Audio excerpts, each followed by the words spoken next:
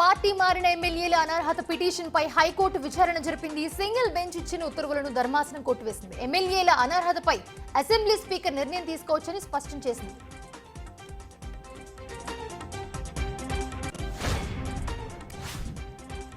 ఇవాళ సీఎం రేవంత్ బిజీగా గడపనున్నారు. మధ్యాహ్నం 2:30 నుంచి షెడ్యూల్ ప్రారంభమై రాత్రి 7 గంటల వరకు కొనసాగనుంది. మధ్యాహ్నం సచివాలయంలో ఫార్మా కంపెనీల ప్రతినిధులతో సీఎం సమావేశం కానున్నారు. అనంతరం పరిశ్రమల శాఖ, మెట్రో రైలు విస్తరణపై సంబంధిత అధికారులతో ముఖ్యమంత్రి రివ్యూ చేయనున్నారు.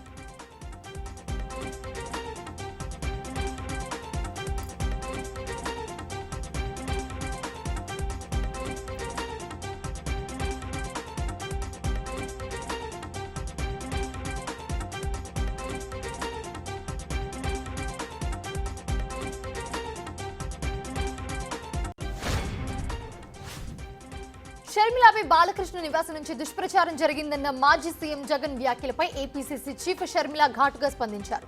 తనపై బాలకృష్ణ నివాసం నుంచే దుష్ప్రచారం జరిగిందని జగన్ భావించి ఉంటే అధికారంలో ఉన్న 5 ఏళ్లు ఎందుకు దర్యాప్తు చేయలేదని ప్రశ్నించారు.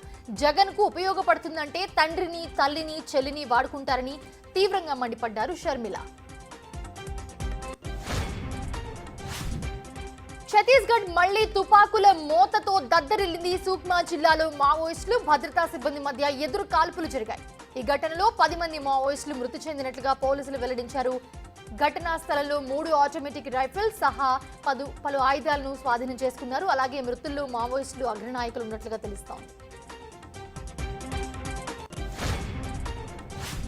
ఏపీ మండలిలో రిజర్వేషన్లపై గందరగోళం నెలకొంది. వైసీపీ హయాంలో కార్పొరేషన్లకు నిధులు ఇవ్వలేదని మండిపడ్డారు మంత్రి సవిత. కాపు ద్రోహి జగన్మోహన్ రెడ్డి అని ఫైర్ అయ్యారు.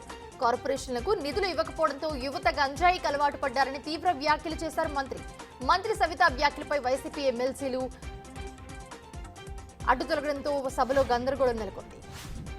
డిప్యూటీ సీఎం పవన్ కళ్యాణ్ కీలక ప్రకటన చేశారు. మహాత్మా గాంధీ జాతీయ గ్రామీణ ఉపాధి హామీ పథకం ద్వారా 4,500 కోట్లతో 30,000 పనులు చేపడతామని తెలిపారు. సంక్రాంతిలోపు పనులు పూర్తి చేస్తామన్నారు.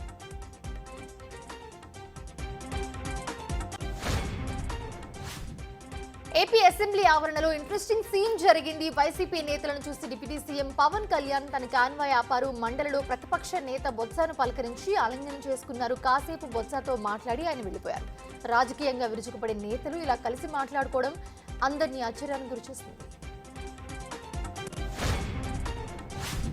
విమానాల ఆలస్యంపై విమానయాన మంత్రి రామ్మోహన్ నాయుడు కీలక నిర్ణయం తీసుకున్నారు. విమానాలు ముందుగా ప్రకటించిన దానికన్నా 3 గంటలకు పైగా ఆలస్యమయ్యే అవకాశం ఉన్నప్పుడు వాటిని రద్దు చేయాలని విమానయాన సంస్థలను ఆదేశించారు. ఢిల్లీలో పొగమంచు కమ్మేస్తున్న నేపథ్యంలో వైమానిక సంస్థల సన్నద్ధతపై ఆయన సమీక్షించారు. దాదాపు వారం రోజుల తర్వాత ఢిల్లీలో వాయు కాలుష్యం కాస్త తగ్గింది.